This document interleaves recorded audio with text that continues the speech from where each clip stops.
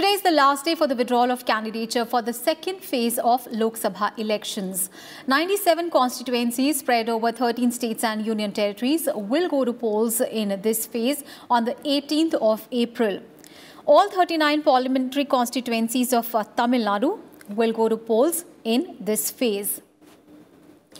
Voting will also take place for 14 seats in Karnataka, 10 in Maharashtra, 8 in Uttar Pradesh, 5 seats each in Assam, Bihar and Odisha, 3 seats each in Chhattisgarh and West Bengal, 2 in Jammu and Kashmir, and 1 seat each in Manipur, Tripura and Puducherry.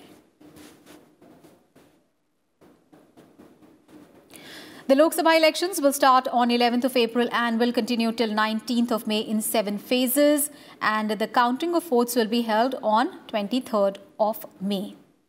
And also in Odisha, today is the last day for the withdrawal of candidature for the second phase of 35 assembly seats.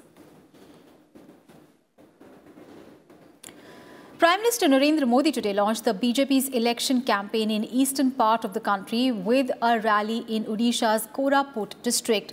Addressing a campaign rally in Koraput district, he claimed that both the ruling Biju Janata Dal and the Congress have not worked towards the development of the state.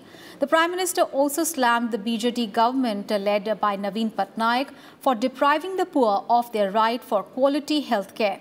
PM Modi said that the Chief Minister has hardly taken any steps to curb the Naxal problem in neighbouring areas.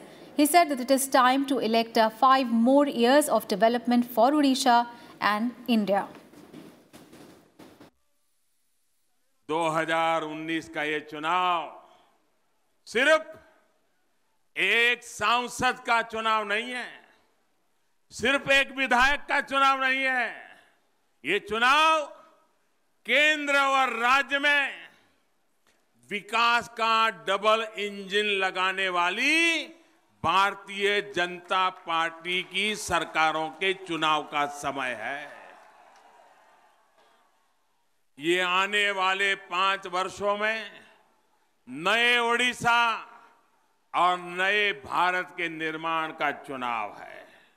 साथियों, ओडिशा मजबूत तब बनेगा जब यहाँ का आदिवासी, यहाँ का किसान, यहाँ का नौजवान आगे बढ़ेगा।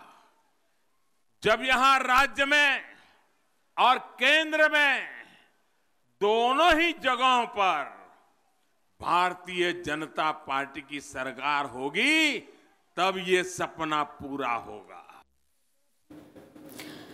From Odisha, the Prime Minister will travel to Andhra Pradesh and Telangana. In Telangana, Prime Minister will also address a rally in Mehboob-Nagar. The state will witness the first Lok Sabha election after its formation. In Andhra Pradesh, the Prime Minister will address election rally at Kurnool.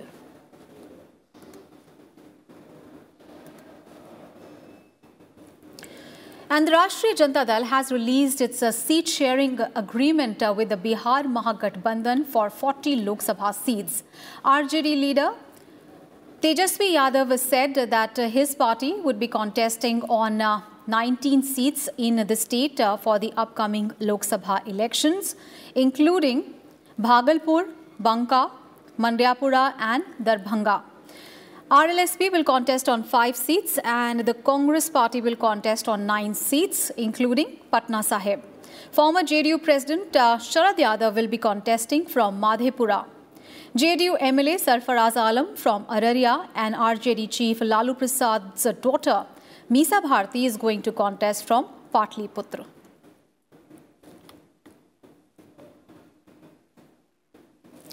Congress General Secretary for Uttar Pradesh East Priyanka Gandhi Vadra today met with the supporters in Amethi and Raebareli as she embarked on her Ayodhya visit, where she will hold public meetings and road shows. She is also scheduled to offer prayers at the Hanumangadi temple.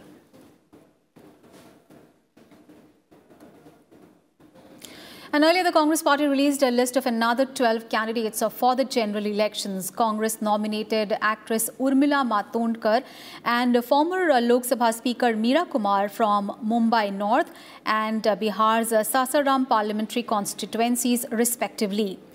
And it has re-nominated a sitting MP Ranjit Ranjan from Supaul in Bihar.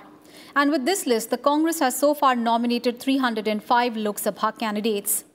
And earlier, Congress party on late Thursday night issued a fresh list of 31 candidates for the Lok Sabha polls.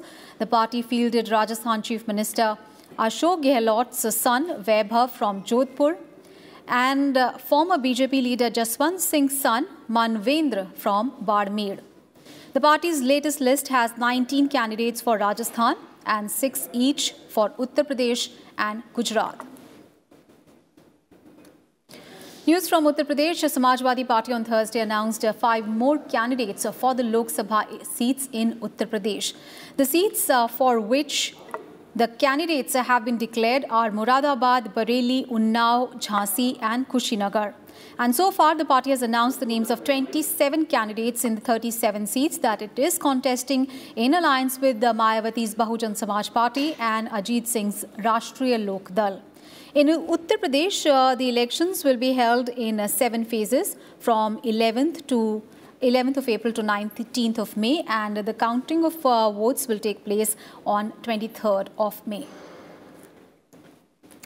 And the CPI-M released its manifesto for the Lok Sabha polls on Thursday. The manifesto promises to provide unemployment allowance and also enforce a farmer's right to sell their produce at a minimum support price, which is at least 50% higher than the total cost of production. The party manifesto promised a statutory minimum wage of not less than 18,000 rupees per month. The manifesto also promises a universal public distribution system with 35 kilograms of food grains per family. The strength of the CPI-M and the left must be increased in the 17th Lok Sabha. Thirdly, to ensure an alternative secular government to be formed at the centre after the election. And this secular government not only to defend our constitutional republic, which is under severe attack. News from the northeast of the country, where stage is all set for simultaneous elections in Arunachal Pradesh in the first phase on 11th of April.